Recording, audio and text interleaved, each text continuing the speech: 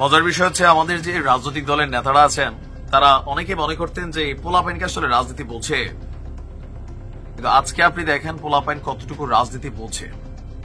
আর না বুঝলে with a meticulous plan তারা এই সরকার পতন অথবা আওয়ামী লীগের সাথে টেকনিক্যালি মিশে যাওয়া, সেইখান থেকে 10 দফা 9 দফা থেকে 1 দফা, এই খেলাটা এত সোজা ছিল না। আমাদের রাজনৈতিক দলগুলা গতানুগতিক ধারার যে রাজনীতি করছিলেন সবাইকে মোটামুটি ঘোল খাওয়াইয়া মাঠে নামতে যাচ্ছে ছাত্রদের রাজনৈতিক দল।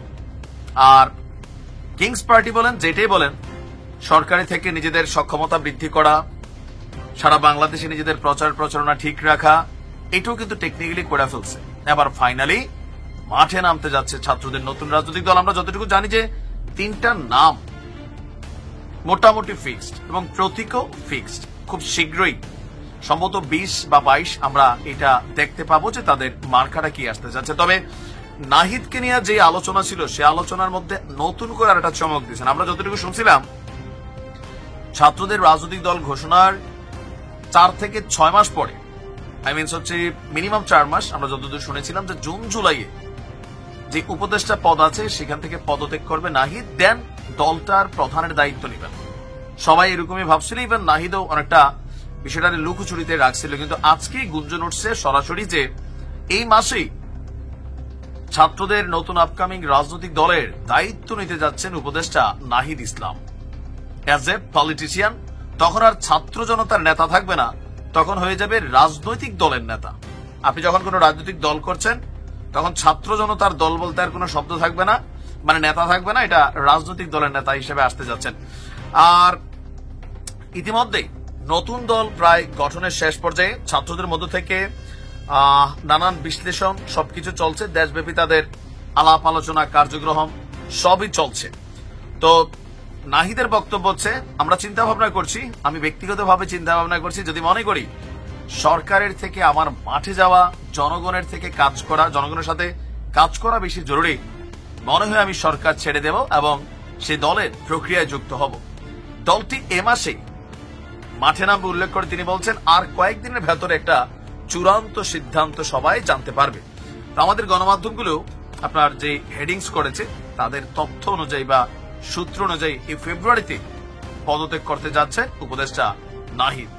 আর আসিফ এবং মাহফুজ তারা মোটামুটি থাকবে। কেন থাকবে? দলটার প্রধান দায়িত্বে থাকতে যাচ্ছে নাহিদ।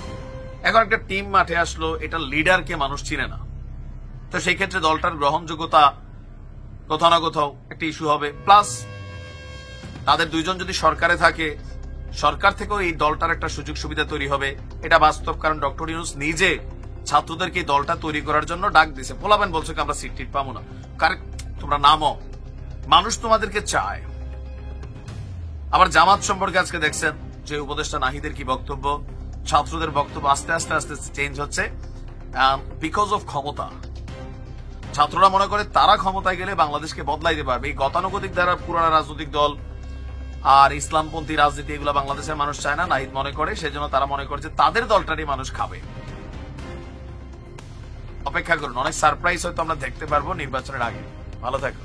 প্রধান উপদেষ্টা জাতীয় ঐক্যমত্য কমিশনকে নিয়ে রাজনৈতিক দলগুলোর সঙ্গে প্রথম সভায় মিলিত হয়েছিলেন এবং এই সভায় তিনি সংস্কার যে প্রয়োজনীয়তা এবং সংস্কার যে করা প্রয়োজন সে বিষয়ে তিনি কথা বলেছেন এবং রাজনৈতিক দলগুলোর কাছে তিনি আহ্বান জানিয়েছেন যে এই সংস্কারের যে রিপোর্টগুলো প্রত্যেকটি কমিশনগুলো যেগুলো প্রদান করেছে সেগুলোর উপরে আলাপ আলোচনা হবে, দলগুলো সেগুলো নিয়ে কথা বলবে কমিশনগুলোর সঙ্গে এবং একটা ঐক্যমতে পৌঁছানোর চেষ্টা করা হবে।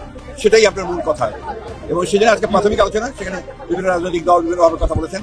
আমরা আশা করবো যে খুব দ্রুত এই সংস্কারের যে ন্যূনতম ঐক্যমত তৈরি হবে সেটার উপর ভিত্তি করে অতি দ্রুত জাতীয় নির্বাচন অনুষ্ঠিত হবে, এটাই আমাদের প্রত্যাশা। আমাদের কথা পরিষ্কার বলেছি ভাই, আমাদের কথা হচ্ছে যে আমরা বলেছি যে জাতীয় সংসদের নির্বাচন সবার আগে হতে হবে, তারপরে আপনার আলোচনাটা কি মানে শুধুমাত্র ইন্ট্রোডিউস করা, শুধু ইন্ট্রোডাকশন।